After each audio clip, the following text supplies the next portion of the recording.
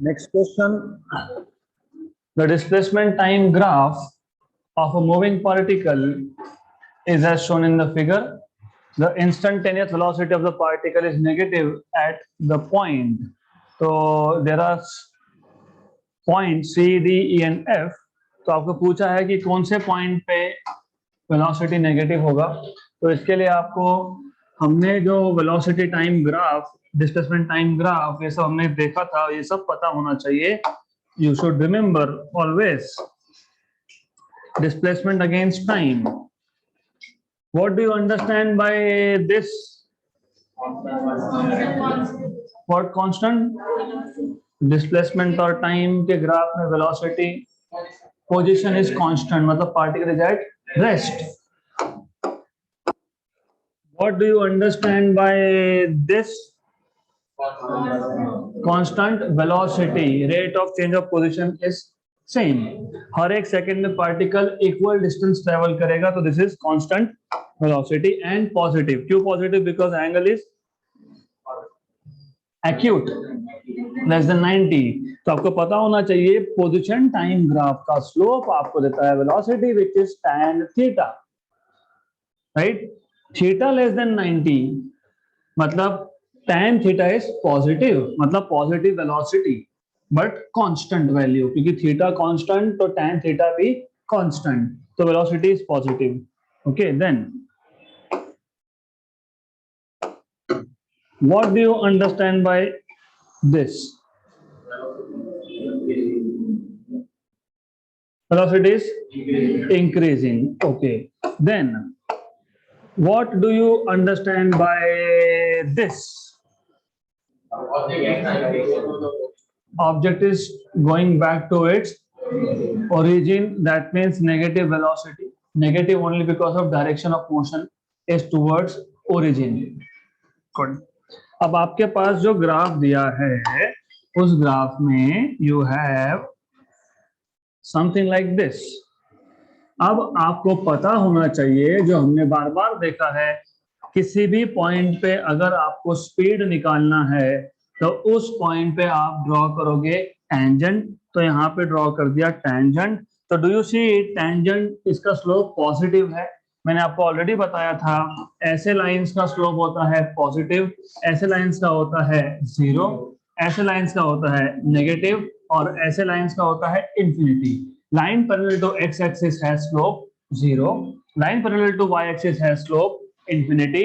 Line which is increasing up the hill is positive slope, and down the hill is negative slope. यहाँ तक clear? Do you know this?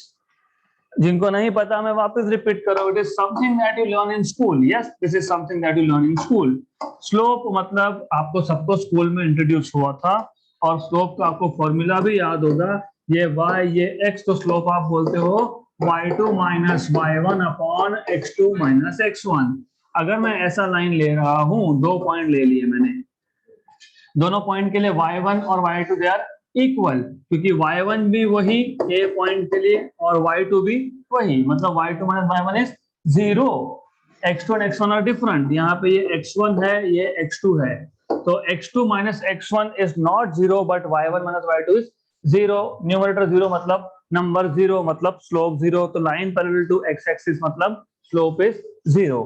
Good. Displacement time graph में slope 0 का मतलब particle at rest.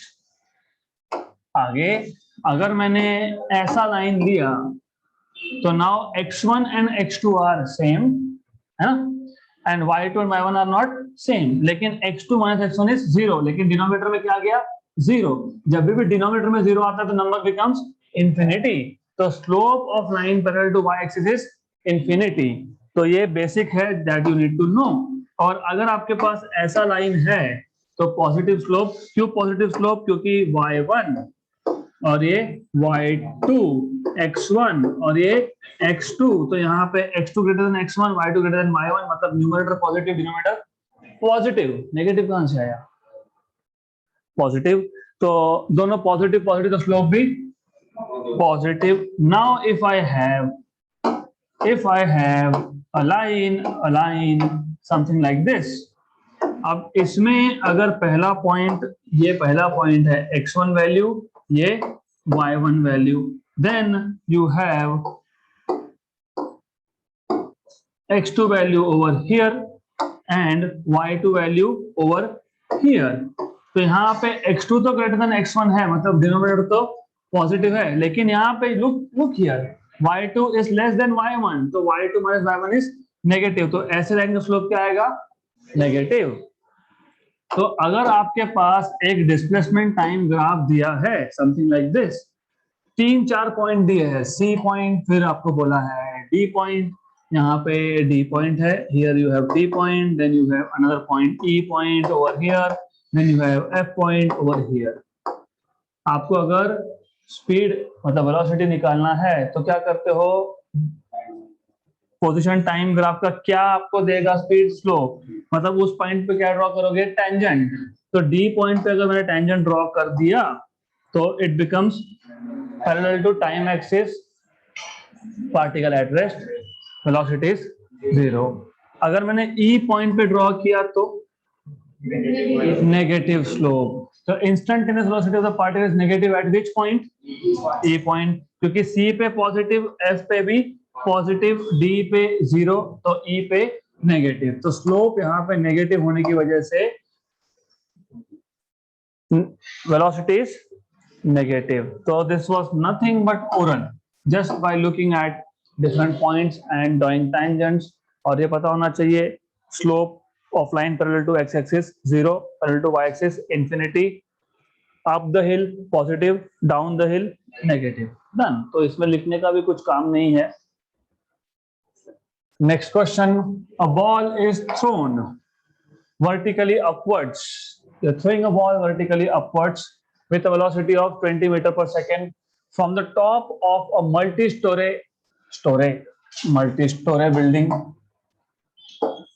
building of 25 meter height. The time taken by the ball to reach the ground is? Very good question।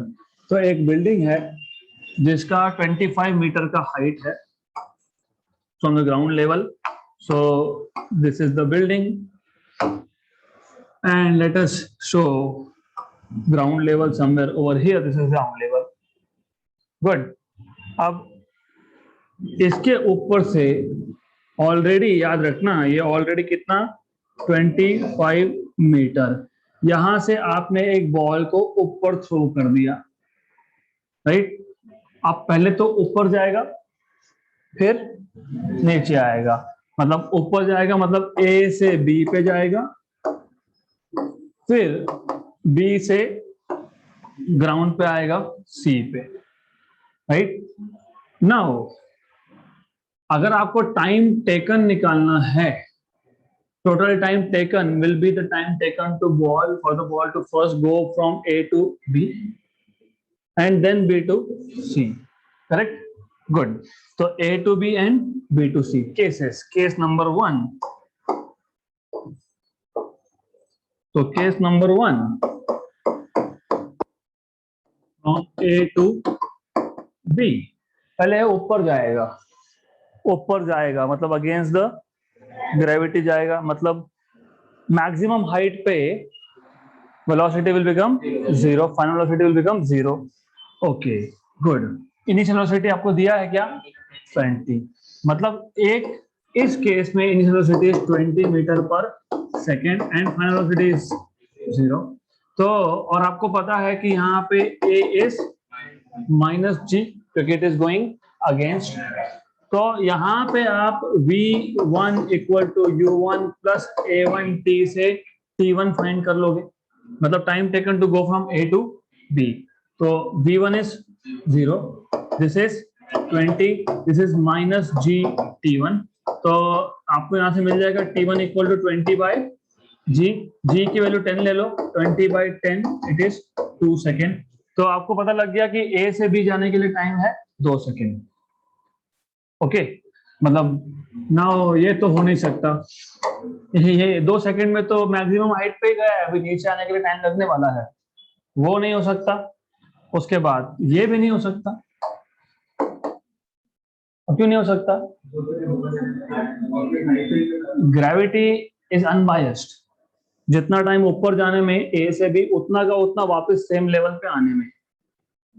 2 + 2 4, 4 से ऊपर ही लगने वाला है। तो ये दो तो out of scope, out of scope. Okay, अब अगर आप लोगों को ये इतना डिस्टेंस अगर आपको मिल गया, जिसमें से आपको ऑलरेडी इतना तो पता ही है 25, तो ऊपर का अगर ये S1 डिस्टेंस मिल गया तो S1 + 25 विल बी S2। तो आपको समझ में आ जाएगा कि डिस्टेंस कितना ट्रेवल किया है, राइट? और जब बी पॉइंट पे था पार्टिकल तो उसका स्पीड क्या था, मतलब सेकंड केस का इनिशियल स्पीड कितना है, 0। S = ut + 1/2 at²। और सेकंड केस में a क्या आएगा, +g, क्योंकि वो टुवर्ड्स ग्रेविटी आ रहा है। तो if you know S2 which is S1 + 25, तो S1 निकालो। How do you find out S1 here? S = ut + 1/2 at², वो भी चलेगा। v² = u² + 2 as, वो भी चलेगा, आपके ऊपर है। तो S1 = u1t1 -half, माइनस क्यों, क्योंकि it is going against gravity, या तो ऐसा लिखो a1 at²। ओके, तो S1 = u1 कितना था, 20, टाइम कितना है, 2 सेकेंड्स, 2 सेकेंड लग गए, माइनस g की वैल्यू, a की वैल्यू g की वैल्यू 10, -10/2, t is 2 का square, cancel and cancel, this is 40 - 20, what is 40 - 20, 20, तो 20 मीटर। तो S1 इज 20 मीटर, तो ये मिल गया आपको 20 मीटर। तो S2 आपको मिल जाएगा, S2 will be S1 + 25, तो 20 + 25 दैट इज 45 मीटर, तो 45 मीटर मिल गया। अब केस 2 में, केस 2 इज B2C, यहाँ पे S2 = u2t2 + 1/2 a2t2², but as you know S2 is 45, and as you know u2 is final velocity of first case, it is 0। तो ये भी आपको पता है, तो therefore S2 which is 45 = u2 is 0, और यहाँ पे g/2, a2 is g, positive g, because the object is going in the direction of gravity।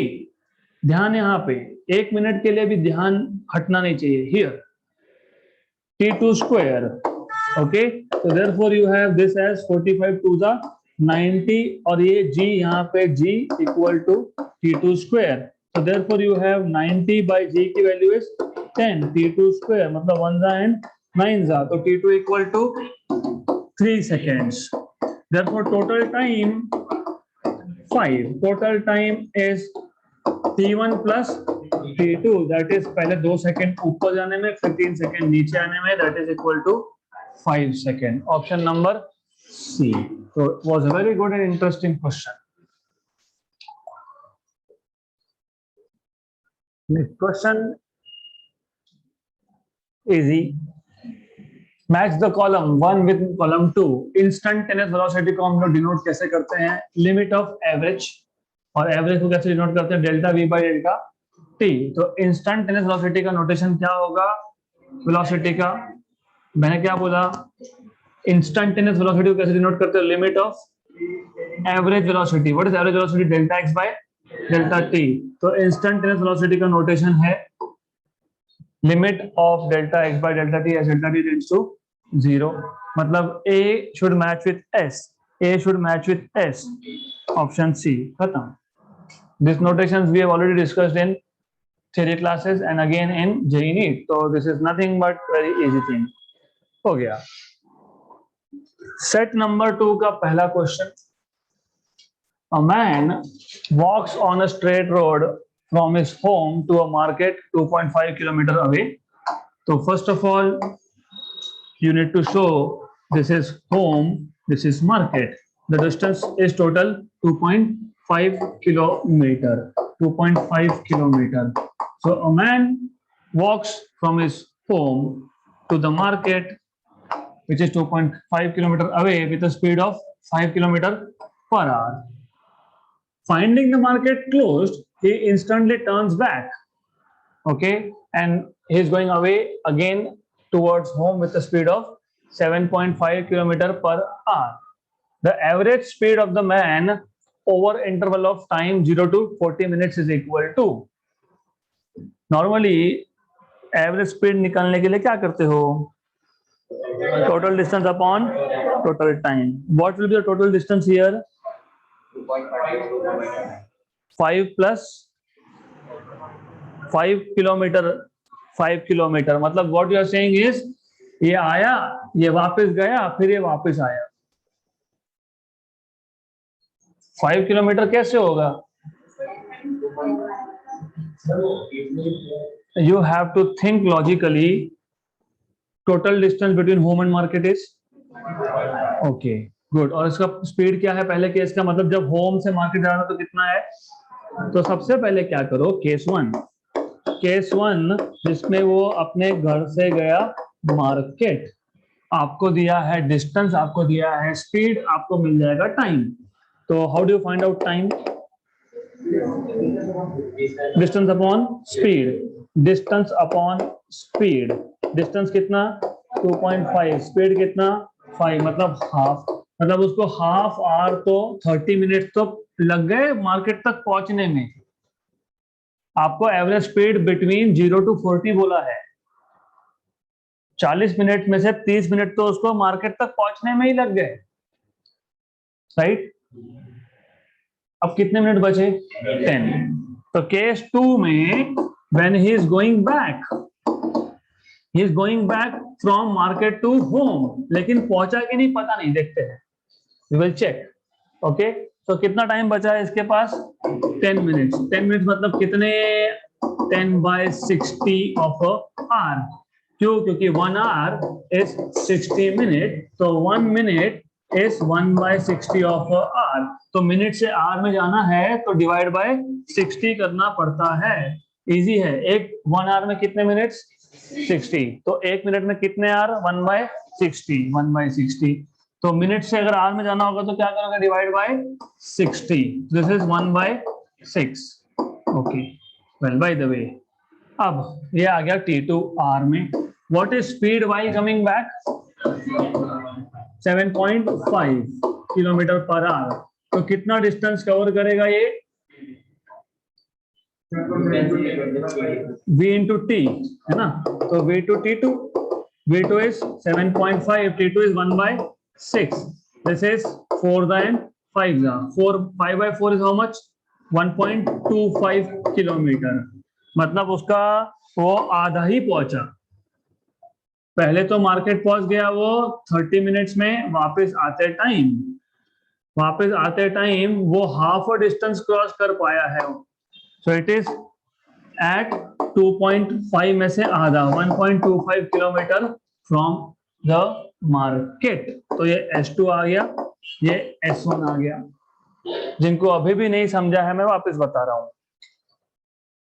Initial speed कितना था जब घर से मार्केट जा रहा था? तो स्पीड कितना था? Speed 5 kilometre per hour.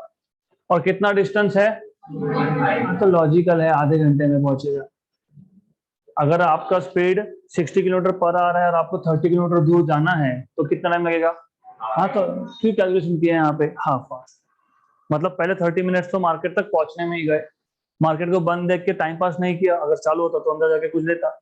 बंद था तो वापस आ गया.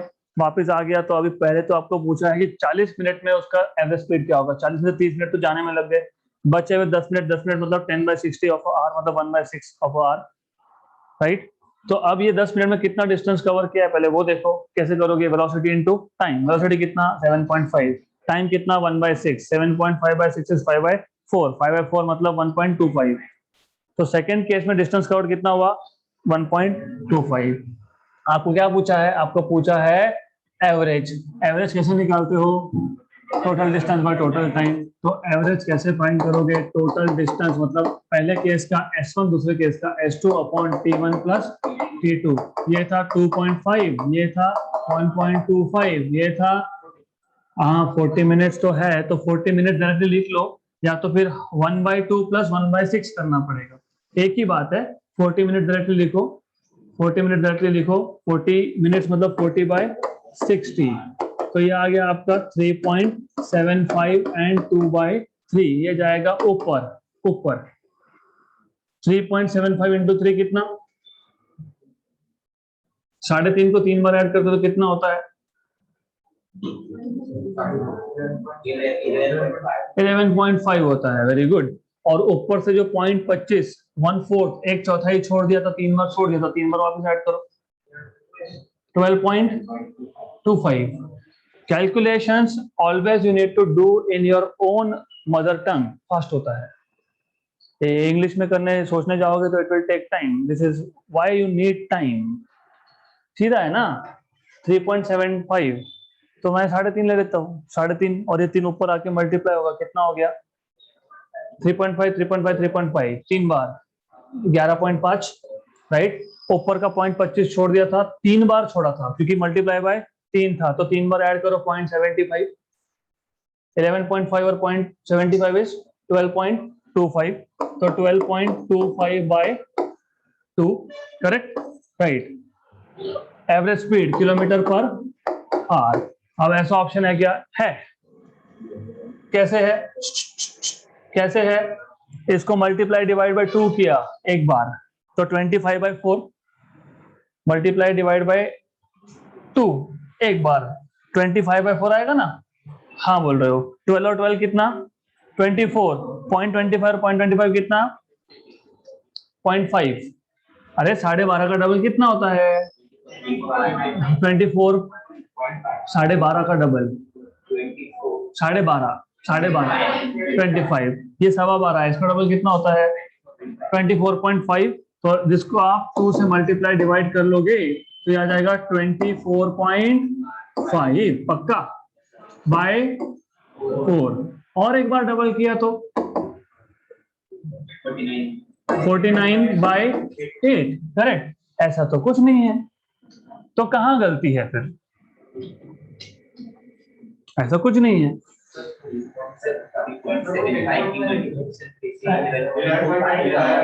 यस, तो यहाँ पे ये 12 नहीं आता है, ये 11 आता है, 11.25, 35 3 is 105, 3.5 into 3 is 10.5, not 11.5। तो ये मल्टीप्लीकेशन जो है वो थोड़ा सा संभाल के करो।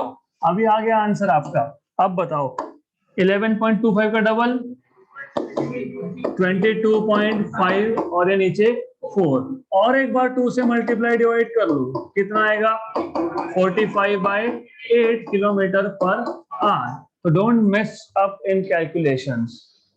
So you have to be careful. Option number B. तो ये आ गया आपका answer.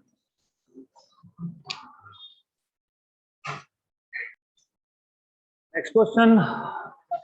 Okay. From the following displacement time graph, find the velocity of the moving body. Yes, tell me. Displacement time graph से आप velocity कैसे निकालते हो? हाँ मतलब कैसे निकालते हो, स्लोप, स्लोप इज व्हाट, अरे tan थीटा, तो it is tan of 30, what is tan 30, 1/√3, option number -1, क्यों -1, मैंने अभी अभी आपको बताया कि कभी भी याद रखना, जब आप डिस्प्लेसमेंट टाइम ग्राफ लेते हो तो टाइम नॉर्मली आप रखते हो एक्स एक्सिस पे और डिस्प्लेसमेंट होता है वाई एक्सिस पे। इन दैट केस ये जो एंगल यहाँ पे बनेगा, ये angle theta, it will give you velocity which is tan of theta, right. हमारे पास जो ग्राफ है उसमें अगर आप अच्छे से देखोगे तो डिस्प्लेसमेंट को रखा है एक्स एक्सिस पे, टाइम को रखा है यहाँ पे, तो ये एंगल नहीं, ये एंगल लेना पड़ेगा, which is this angle 90 minus theta, ये 30 तो ये 60, तो v is equal to tan of, मैं यहाँ पे लिख देता हूँ tan of 90 minus theta, that is 90 minus 30, that is tan of 60. What is tan 60? √3. Option number C.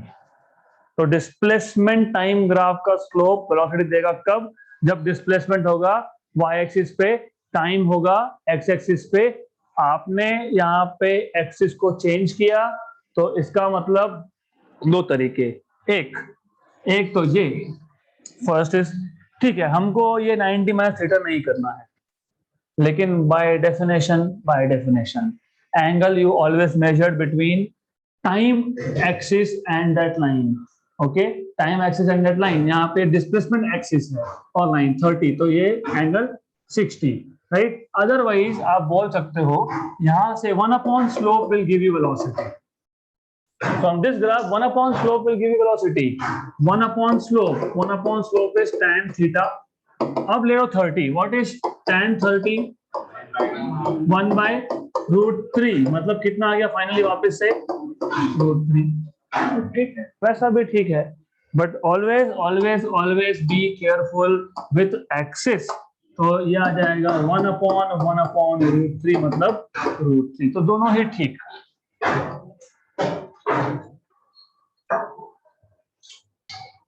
Next question, very good, easy, pay attention. For velocity time graph,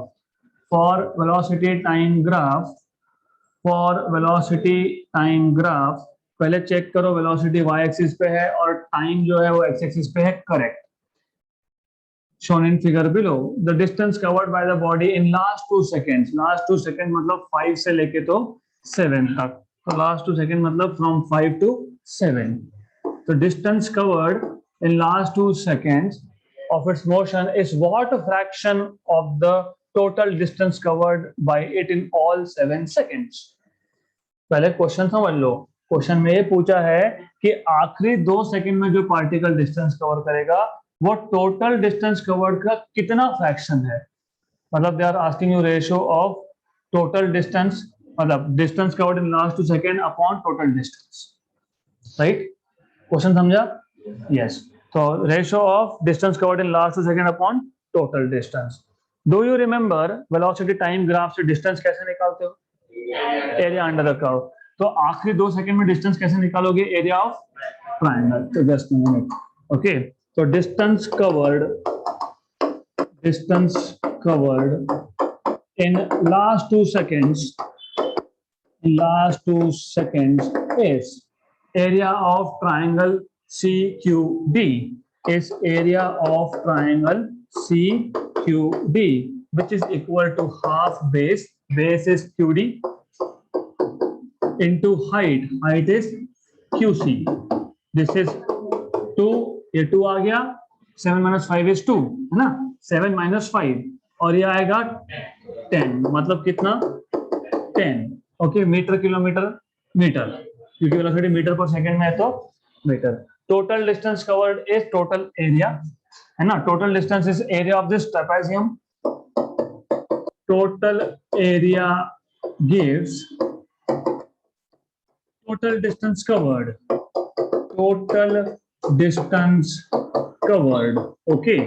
तो by the way पूरा solve करने से पहले मैं आपको बता देता हूं कैसे, शॉर्टकट भी है वो भी बताऊंगा, let us check, this is what you have to learn, ये ज्यादा इंपॉर्टेंट है देन वो एरिया निकालना है, ये है वो पता है हमको, एरिया से आता है, that we know, but we don't have that much of time, some time in exam, तो फटाफट करना है। Total area gives total distance covered, that is equal to ये टोटल एरिया, ये कैसे निकालते हो? ट्रेपेजियम है, ट्रेपेजियम कैसे? Half sum of parallel sides, मतलब AD प्लस BC, और हाइट ये CQC पहले से लेके रखा है हमने, तो it is QC, okay, so this is what you will get, AD plus BC, half AD 7 minus 1 6, BC is 2, तो 6 plus 2, और हाइट कितना था 10, तो ये आ गया आपका 8 by 2 मतलब 4 into 10 is 40, तो ये आ गया आपका टोटल, इसको मैं बोल देता हूँ लेट अस से S, और इसको मैं बोल देता हूँ S डैश, तो ऐसा करेंगे, इसको S बोल देंगे, इसको S डैश बोल देंगे, तो fraction, therefore fraction of the distance covered in last 2 seconds is s upon s dash 10 upon 40, तो 1/4 बराबर, मैंने बताया था 1/4 आएगा। यस, अब shortcut method 2 is something that you will understand अगर आपके ज्योमेट्री के बेसिक्स क्लियर है तो, ज्योमेट्री नॉट फिजिक्स। तो ऐसा है, लुक एट द फिगर, अगर आपको याद होगा और क्वेश्चन पढ़ते से फिगर आपके दिमाग में छप जानी चाहिए, should be printed here in your brain. यहाँ था टाइम, यहाँ था velocity, then you had marking 1 second, उसके बाद 3 सेकेंड, उसके बाद पक्का, यस, तो you had equidistant points, very good, this is what I was expecting. ऐसा है, तो ये है 1 3 5 7। उसके बाद अगर आपको याद होगा तो यहाँ पे somewhere over I draw dummy line, मैं इसको हटा दूंगा बाद में, तो ये ऐसा है, देन यहाँ से वो ऐसा होगा, देन ये था स्ट्रेट लाइन और यहाँ से भी था एक स्ट्रेट लाइन, मोर और less like this. Okay good, तो अब फाइन, तो समझ लेना, आप I am not very good in drawing, तो समझ लेना, इसको यहाँ से हटा देते हैं, जाओ यहाँ से, और इसको यहाँ शिफ्ट कर देता हूँ। गुड, अब गुड, ठीक है, समझ लो, अब समझ लेना कि ये सिमेट्रिक है, इमेजिनेशन सिमेट्रिक, राइट। ये ट्राइंगल और ये ट्राइंगल का एरिया सेम आएगा। Okay good, this is what we are talking now. Do you know if I draw a square here? मैं एक काम करता हूं, मैं पहले एक स्क्वायर ड्रॉ कर लेता हूं,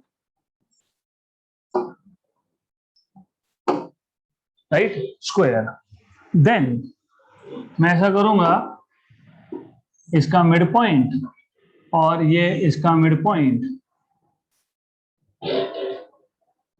Do you know what is the ratio of total area of these two triangles?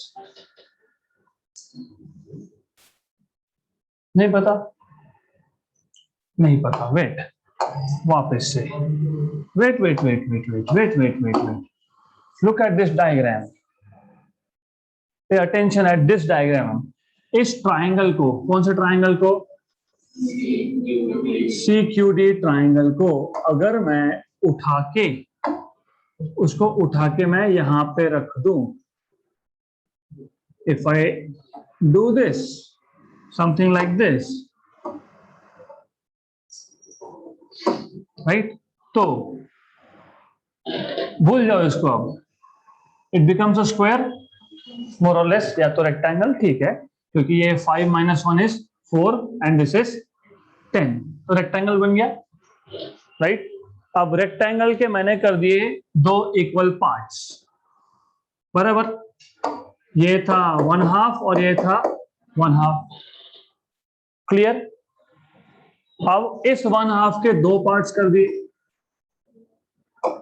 तो ये आ गया 1/4 और ये आ गया, राइट, किसका 1/4, हाफ का, कैसे, टोटल का 1/4, करेक्ट, राइट। तो each triangle here is 1/4 of total, right. मैं वापस बताऊंगा, but try to link, each triangle here is 1/4 of total, 1/4 of total हो गया, 1/4 ऑफ टोटल। वापस let us repeat again, definitely physics का सॉल्यूशन तो है हमारे पास, इसका एरिया निकालेंगे, टोटल एरिया निकालेंगे, दोनों को डिवाइड कर देंगे, तो थोड़ा टाइम जाएगा, ओरली भी होगा, हाफ बेस, बेस इज 2 और हाफ, 2 कैंसल इनटू हाइट 10, तो आपको मिल गया आखिरी 2 सेकंड में distance covered is 10, total distance is area of trapezium, या फिर अब ये तो फाइंड करके रखा है ना, 10 और 10 20 और ये भी 20, क्योंकि 2 into 10, तो 10 20 10 40, करेक्ट, यहां तक समझ में आ रहा है। तो 10/40 इज 1/, हाँ, लेकिन then again I am telling you कि थोड़ा सा इमेजिनेशन बढ़ाओ, क्योंकि टाइम पे इक्वल स्पेसिंग है, इक्वल स्पेसिंग है। इसका मतलब ये कि मैंने अगर यहाँ पे इस लाइन को एक्सटेंड कर देता हूं मैं यहाँ तक, और फिर मैं इसको यहाँ से ऐसा ड्रॉ करता हूँ, so what do you see is, what do you understand from this is कि ये है आपके पास rectangle, so you have a rectangle, right. अब रेक्टेंगल का टोटल एरिया 1 मान के चलते हैं, फिर मैंने रेक्टेंगल को दो पीसेस में स्प्लिट किया, मतलब ये आ गया हाफ और ये बचा हुआ आ गया हाफ। अब इस हाफ को मैंने वापस दो टुकड़े में स्प्लिट किया, इक्वल टुकड़ों में, तो ये आ गया 1/4, तो ये आ गया 1। अरे पर ये ट्राइंगल तो वही ट्राइंगल था ना, तो 1/4 ऑफ द टोटल था वो। 1/4 किसका था? टोटल का। तो आपको फ्रैक्शन किसका पूछा है? Total distance covered, correct, right. तो कितना आएगा? 1/4। अगर आपको पूछा होता the distance covered by the body between 3 and 5 seconds to that of total, कितना आएगा? 1/2। 1/4 नहीं, कैसे 1/4? 1/2। I will not leave you unless you understand this. नहीं छोड़ूंगा मैं जब तक समझ में नहीं आएगा आपको। ये is very easy. velocity axis, time axis, velocity, time. Now you have a rectangle. Let us draw a rectangle like this. Okay, तो ये rectangle है। एक काम करते हैं, इसको यहाँ ले लेता हूँ, somewhere over here, ऐसा, and here, and a middle line somewhere over here. Okay, good. अब आपके पास यहाँ था 1, यहाँ पे था, यहाँ 7, हाँ ठीक है, 3, ये है 3, ये है 5 और आगे है 7, 3, 5 और आगे एक 7। अरे लेकिन 7 जो आप ले रहे हो, आप क्या कर रहे हो? ये total area of rectangle is 1, ये हाफ और ये हाफ, तो अब मैंने टुकड़े कर दिए, तो ये 1/4 और ये 1/4। वेरी गुड, समझ में आ गया आपको। 1 किसका? 1/4 टोटल का। Very good, done. इतना समझ में आ गया, अच्छी बात है। अब हम कुछ और कर ही नहीं रहे, हम लोग क्या कर रहे हैं, हम सिर्फ इस ट्राइंगल को यहां से उठा के, इसको यहां से उठाया, ट्राइंगल को उठाया मतलब, और मैंने ट्राइंगल को, यहाँ के ट्राइंगल को उठा के वहां रख दिया। कहाँ रख दिया? यहाँ पे रख दिया। लेकिन ये जो ट्राइंगल मैंने उठा के वहां रख दिया, उसका एरिया कितना था? 1/4 ऑफ टोटल। तो 1/4 ऑफ टोटल। एक ही ट्राइंगल का पूछा है। अगर आपको पूछा होता व्हाट इज द फ्रैक्शन, देखो वापस बता रहा हूं, distance covered by the body in 3 to 5 second, 3 to 5 second, 3 to 5 second पूछा होता, तो 3 to 5 सेकेंड ये टोटल का कितना पार्ट है? हाफ पार्ट है, तो 1/2 आता, तो 1/2 आता, option number A. Very good. अगर ऐसा पूछा होता कि what is the distance covered between 1 to 5 second as a fraction of total distance, तो फिर 1/2 और 1/4। What is 1/2 plus 1/4? 3/4। It is 3/4, तो 3/4 आता। So this is how you are supposed to solve this question. Next question. The velocity time graph of a body moving in a straight line is shown in the figure. The displacement and distance. Look here, displacement and distance. तो पहले क्या पूछा है? Displacement, और बाद में क्या पूछा है? आपको याद है velocity time graph से आप distance और displacement कैसे निकालते हो? हाँ, एरिया अंडर द कर्व, ठीक है, बट डू यू रिमेम्बर जब हमने बताया था distance is mod of areas, मतलब एरिया फाइंड करो और सारे के सारे एरियाज का सिर्फ पॉजिटिव वैल्यू लो। और डिस्प्लेसमेंट में हम लोग ऐसा नहीं करते। डिस्प्लेसमेंट में जो एरिया नेगेटिव है उसको नेगेटिव रखते हैं, जो एरिया पॉजिटिव है उसको पॉजिटिव रखते हैं। तो पहली बात तो ये है कि यहाँ पे 3 एरियाज इन्वॉल्व है, A1, A2 एंड A3। तो पहले A1 is rectangle, length into breadth, ये है 2 और ये है 4, this is 8। Okay, this is 2 and this is -2, तो दिस इज -4, दिस इज अभी यहाँ पे कुछ दिया नहीं, हाँ 6 है, this is 2 and this is 2, this is +4, ये आ गया +4। तो डिस्प्लेसमेंट में क्या करोगे, 8 - 4 +4, 8 - 4 +4 मतलब कितना 8, और डिस्टेंस में 8 + 4 + 4 16, तो 8 एंड 16 ऑप्शन नंबर ए। पहले क्या पूछा है, हाँ डिस्प्लेसमेंट, तो 8 - 4 + 4 पहले पूछा है मतलब 8, डिस्टेंस बाद में पूछा है तो 8 + 4 + 4 मतलब 16, done, simple.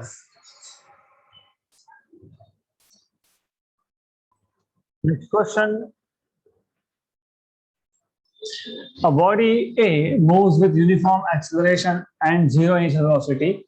So body A is moving with constant A and initial velocity 0.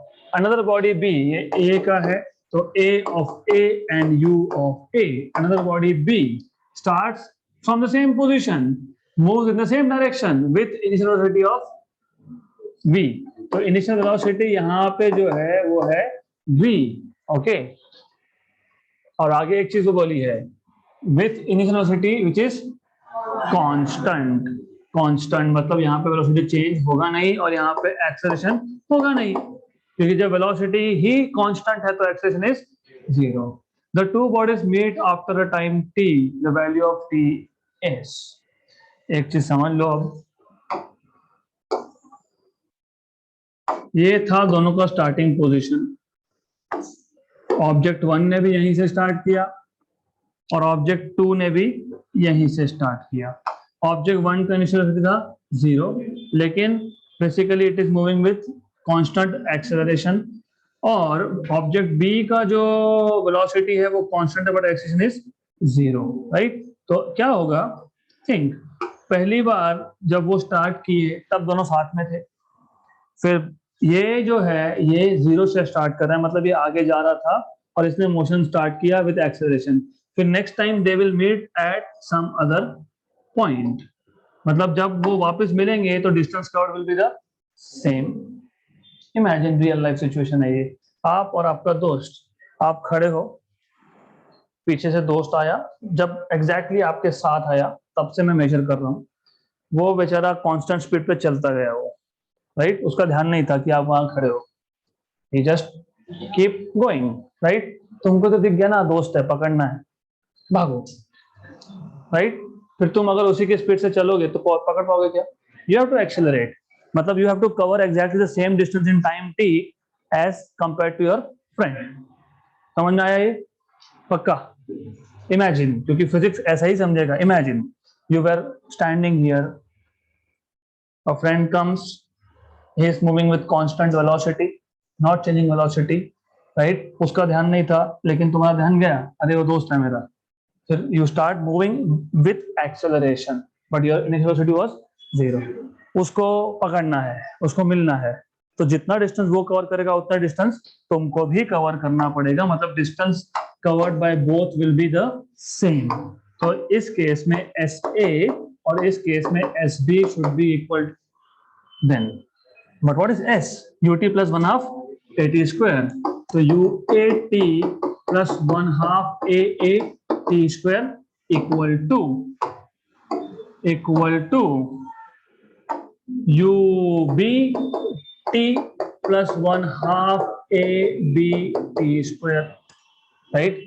अब UA 0, तो ये 0, हाफ A, इसका A को मैं बोल देता हूँ A, क्योंकि उन्होंने बोला ये वहां पे एक्सेशन को ए बोला है ना, पहले का एक्सेशन ए है, तो यहाँ पे UAT विल बी 0, ये आएगा हाफ AT स्क्वायर, ये आएगा half AT square equal to UB कितना था B, है ना, तो ये आ गया VT और AB इज 0, एक और एक कैंसल, तो therefore T is equal to 2B by A, है क्या 2B by A, option number